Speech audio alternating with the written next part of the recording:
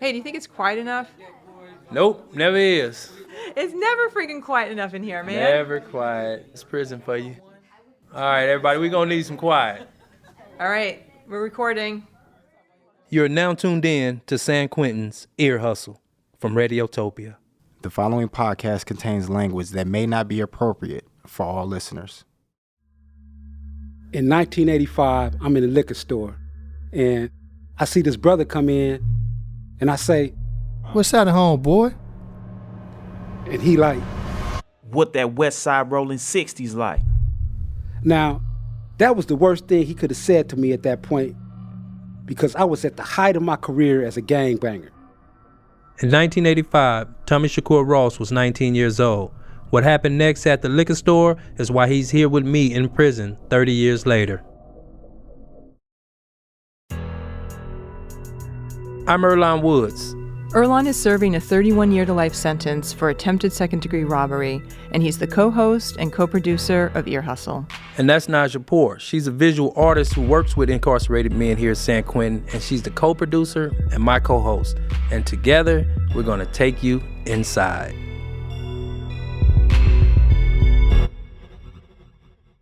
This is only our second episode of Ear Hustle. Yep. And we have been totally amazed by the response we've received so far. Totally.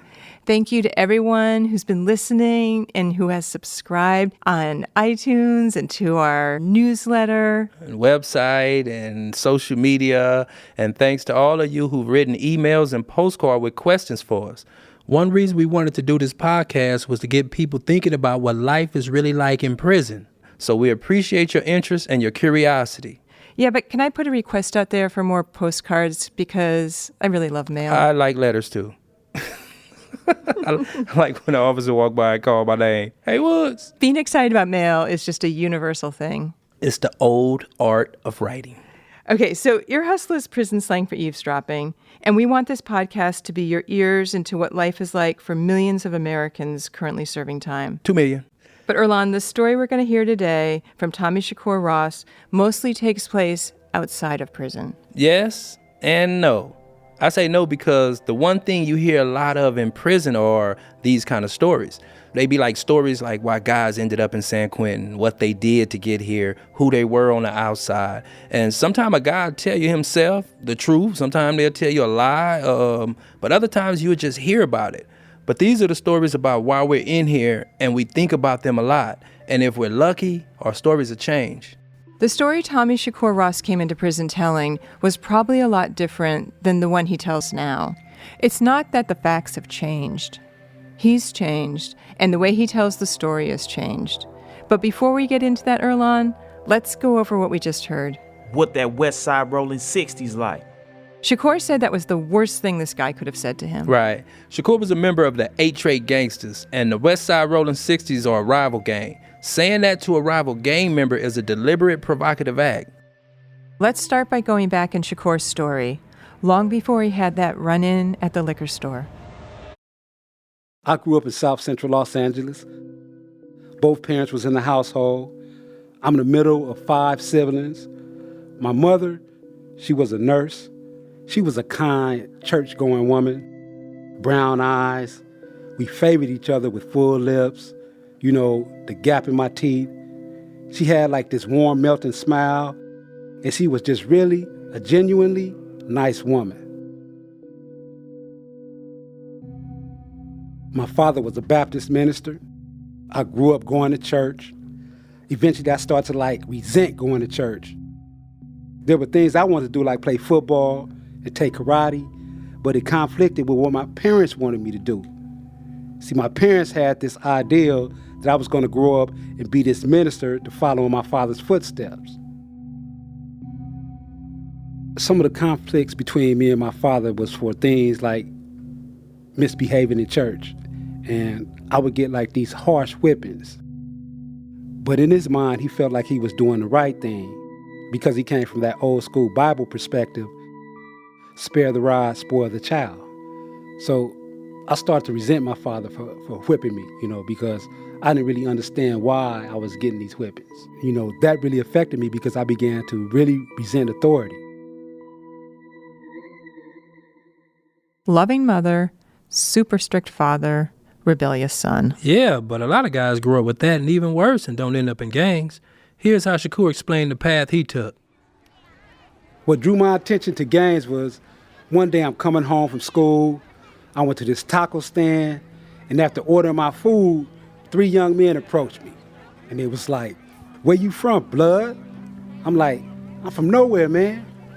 So one of them flinches at me, as to make me jump. Then another one, he grabs the bag of tacos, and then another one hit me. I tried fighting him, but I was overwhelmed because it was like 3-1, so I ran. I'm running down the street, and I'm crying. I'm feeling like I've been humiliated because they took my tacos. So I was really mad, man. I was really upset. So that's when I decided I was going to join a gang. I was 13 years old. I started hanging around one particular person, and he was a good friend of mine, and he just happened to be from A-Trey. I figured okay, I'm gonna be from A-Trey. I like what I saw in terms of the togetherness.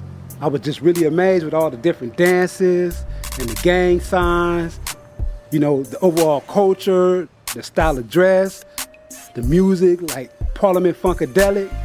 So I was really excited, and I felt like I was being a part of something. I see one of my older homeboys, he comes out of the car, and he has these 2 shotguns on his shoulder, and I'm like, wow.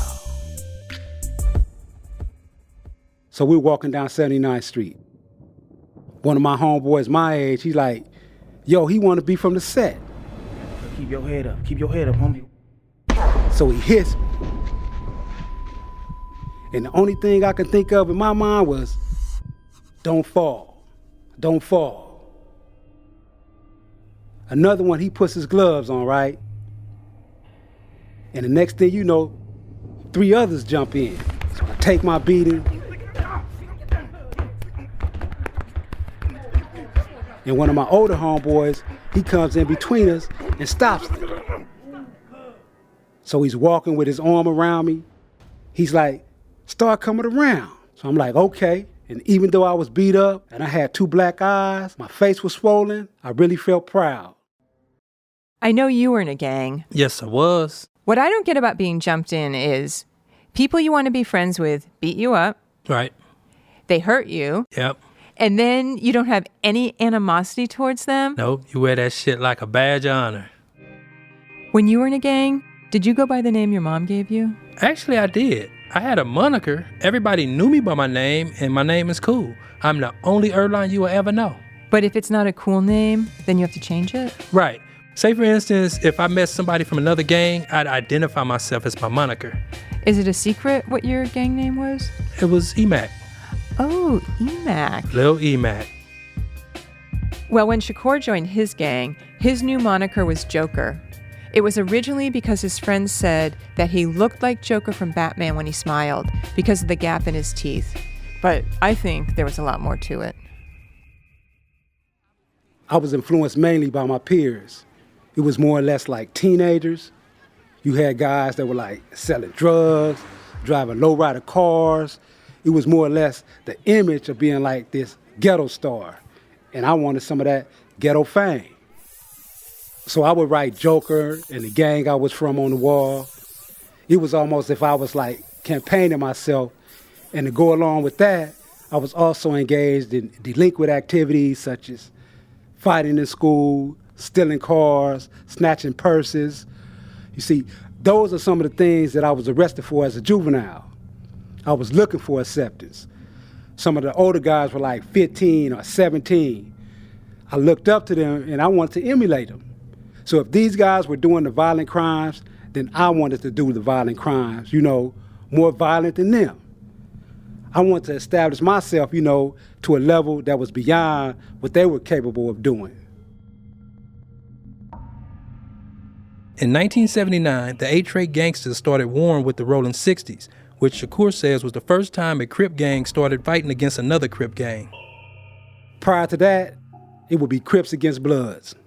Initially, A-Trey killed the Rolling 60, and then they retaliated, and then retaliated, and then they retaliated. So the idea was for us to like one-up one another. But prior to that, we had these real close-knit relationships with one another. But here it was now, we was like deadly rival enemies. So my thing was, I had to represent. I had to be hard. I had a name to protect, and I had a reputation to uphold.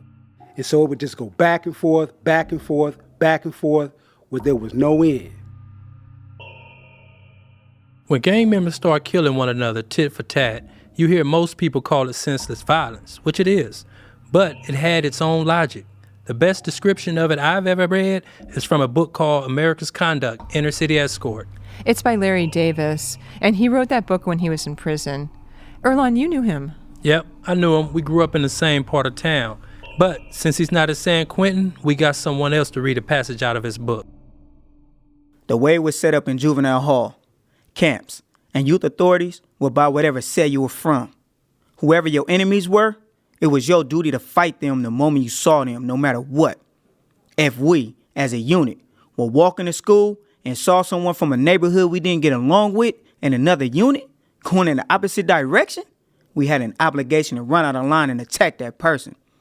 If we didn't, the other gang members would frown upon us and look at us as punks. The pressure was great to perform, and perform we did. Black people were taught early on how to destroy themselves, and we took pleasure in doing it.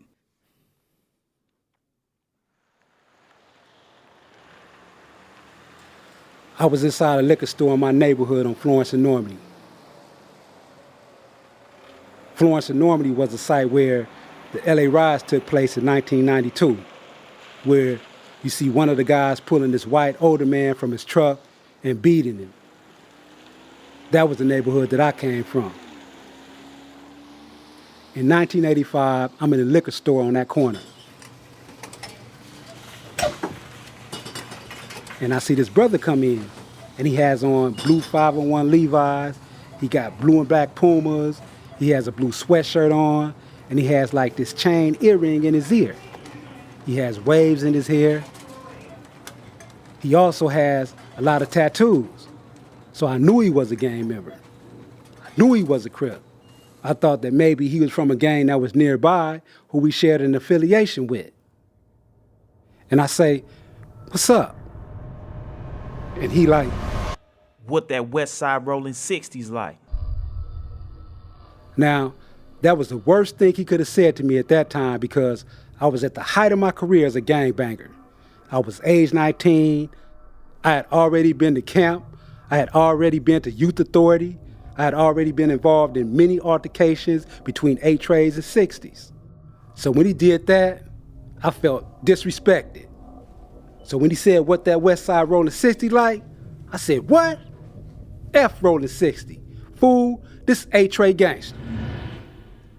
So at that point, I see another guy in the liquor store. He's standing by the door. I'm thinking that I've been set up, and now I'm gonna get ambushed. The next thing you know, it seemed like everything slowed down. A guy I know came into the store, and he's like, "What's happening, Joker?" I say, "Ain't nothing, man." I say, "These N's are trying to get with me." So all of a sudden, I see an opportunity to go outside. So I do a beeline to the door. I go out to the car I was in, and I retrieve the weapon that I had. When he came outside the liquor store, it happened so fast, it was automatic.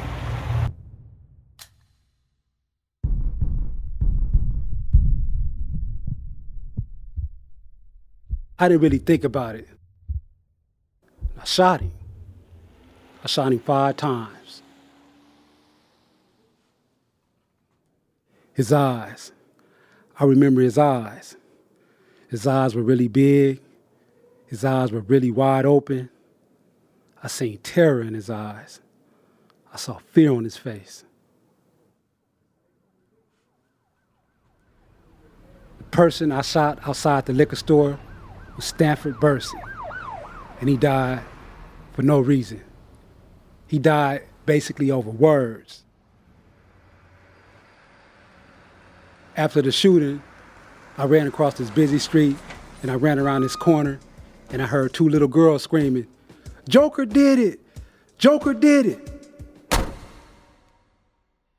Shakur killed a man, and there were witnesses who could identify him and knew him by name. And you would think that would put him into a panic. But that's not how Shakur reacted. In the gang culture, the way my peers looked at the murder was another form of validation. They were like patting me on the back like, good job. You know, that was like accolades, and I was enjoying it. I wasn't thinking about the consequences of my action. I wasn't thinking about that I'd actually killed somebody that didn't register with me. It was more or less that I'm in this gang, yeah, they accept me, and I'm this ghetto star. The next day after I murdered Stanford Bursey, it was like a ghost town in my neighborhood. And I'm telling myself that I need to get off the streets, you know, because they may be a form of retaliation. The murder I committed occurred on September the 7th, 1985.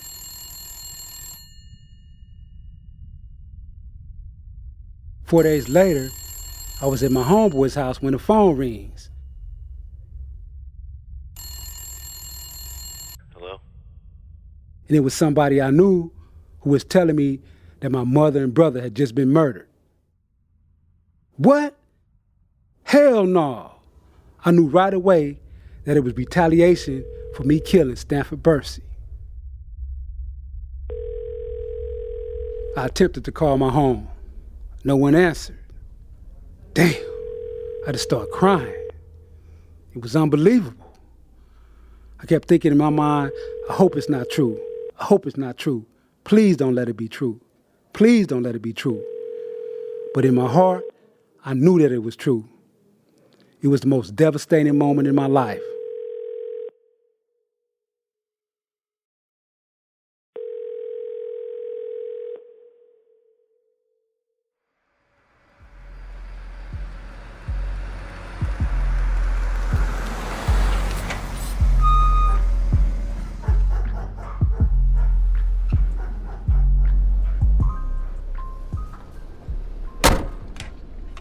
So it's my understanding that the rival gang members, what they did was they went to my parents' home,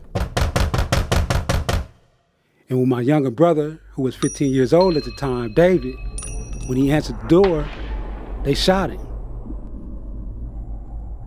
And when my mother came out of her room to see what was going on, they shot her as well.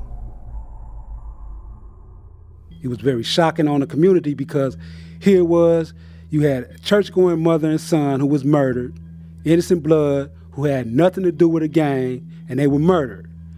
Because prior to that time, family members weren't involved. You were living in L.A. when this happened. Right.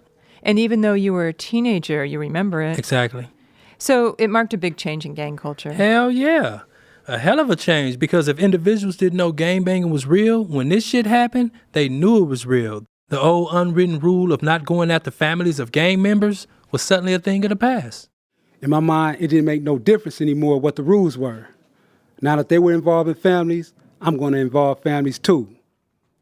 I wanted revenge. But fortunately, on September the 15th, 1985, I was arrested. I really had bad intentions. And I'm glad that they arrested me when they did.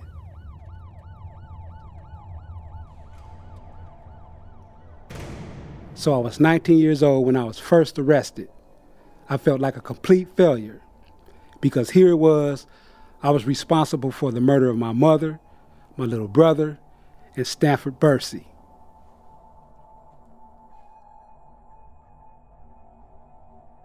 I did want to go to the funeral. I was in the county jail at the time, and I can recall the sergeant telling me that I wasn't going to be allowed to go to the funeral. I felt so bad that I wasn't going to be able to say my final goodbye to my mother and little brother. My father eventually sent me the obituary. So it was the obituary of my mother and little brother. So my mother, she has on this like church hat, and she has this smile on her face. And my little brother, he wanted to become an actor. So he has all these headshots taken where he's looking around a tree. He just looks so innocent in the prime of his teenage years. I just recall looking at the photographs in the obituary and crying. I can recall like listening to the song Purple Rain and just crying. And I would like play that song over and over again. Purple Rain, thinking about my little brother, thinking about my mother. When he says, I never meant to cause you any trouble, I never meant to cause you any pain, right? You know, I only want to see you laughing in the purple rain. It just really resonated with me because it was never my intention for my mother and little brother to pay the price for my actions. I always felt like, since I was the one gang banging, that they should have came for me. Shakur killed a man for his gang. His mother and his brother are killed in revenge, and now he's looking at a very long time behind bars. His real family is in total disarray. But what about his gang family? They came to visit me, I think mostly out of sympathy, right, for what had occurred in my life. But as the years rolled on, all that started to dissipate in terms of the outside support from gang members. And so at that point, I really realized that, you know, I gave my all to something and it wasn't what I thought it was going to be. I felt betrayed in a sense. I really felt betrayed because of the image that I created, this monster, this Joker person. The hardest thing for me initially was when I was shedding the skin of Joker, that self-image of Joker, how others would see me. They automatically expect that I'm going to respond as if I was still Joker. This gets at something really important, because Shakur didn't want to be Joker anymore, but everyone still sees him as Joker. And that has to make it really hard to change. Yeah, well, Shakur had one of those infamous cases. I mean, a lot of people heard about it. Some people are going to always see him as Joker. Right. I mean, there's nothing he can do about that. But prison does different things to different people. Some guys are the same guys that walked in here years ago. They just older. Yeah. It's like they're frozen in time, suspended animation or something. Other guys, they change. They go through all the groups and all the shit, and they think about what they've done. They say things like, the guy I murdered, for instance, you know, they take responsibility for the things that they did 20, 30 years ago, even though they know they're not the same person anymore. I would say from my arrest in 1985 until 1996, I was going through a period of wanting to retaliate. But in 1996, I started attending Islamic services, and it had a huge impact on my life in the way that I viewed things. I actually had an opportunity to meet the brother of one of the guys who was arrested for killing my mother and little brother. He was a Muslim. So even though I had changed, I didn't want to face him. I didn't want to deal with him. And eventually, we began to talk. We weren't actually good friends, but we were good brothers in Islam. So he met the brother of one of the guys who was convicted of killing his mother and brother. That could have gone really bad. Hell yeah, that could have gone bad. But at this point, like we said, Shakur had done a lot of work to change who he was. But prison is full of guys who haven't figured it out yet. Shakur sees that all the time. I was too busy living in the moment. I was too busy being impulsive, and that's pretty much what is going on today. The youngsters are caught up in the image. They caught up in pop culture. They caught up in what it means to be a thug. Everybody want to be a thug. You have Beyonce on TV talking about, I want a soldier, right? And so these are the images that these guys are trying to live up to. And when you're trying to live a particular image, in order to be true to that, you're going to have to represent that at some point, even if that's not who you really are. If you're put in a place where you feel like a person disrespected you, yet you call yourself a gangster, how are you going to respond to somebody disrespecting you? 31 years in prison, murdering someone's son, and being responsible for the death of my mother and little brother. Some ghetto star.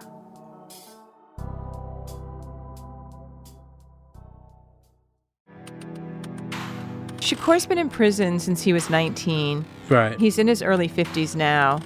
And I think it's safe to say that prison changed him. I think he just grew up. I mean, he's not the same person that entered prison. Like, I'll give you a good example. He's no longer Joker. He's Shakur. But it's not like the facts of his crime have changed. You can't change the factors of your case. He committed an atrocious crime, and an atrocious crime was committed against him and his family. You can never change that.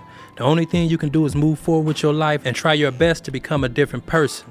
Muhammad Ali says it best. The man who views the world at 50 the same as he did at 20 has wasted 30 years of his life.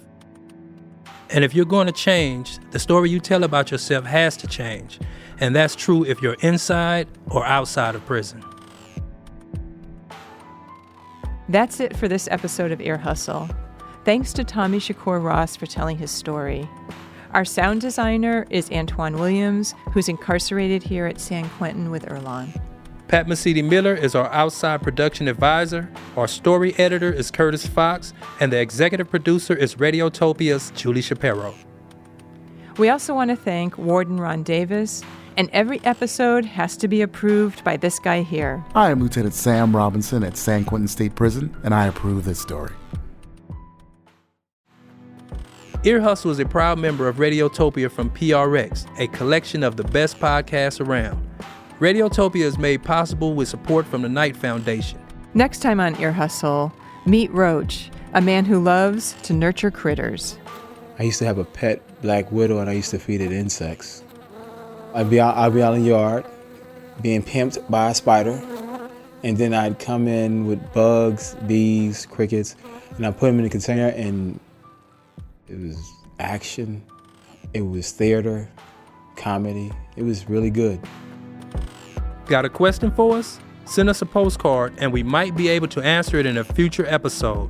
You'll find our mailing address and a link to sign up for our newsletter on our website, earhustlesq.com. That's earhustlesq.com. You can also find us on Twitter, Facebook, and Instagram. Please tell your friends about us. Tell them about us. I'm Nigel Poor. And I'm Earlonne Woods. Thanks for ear hustling with us.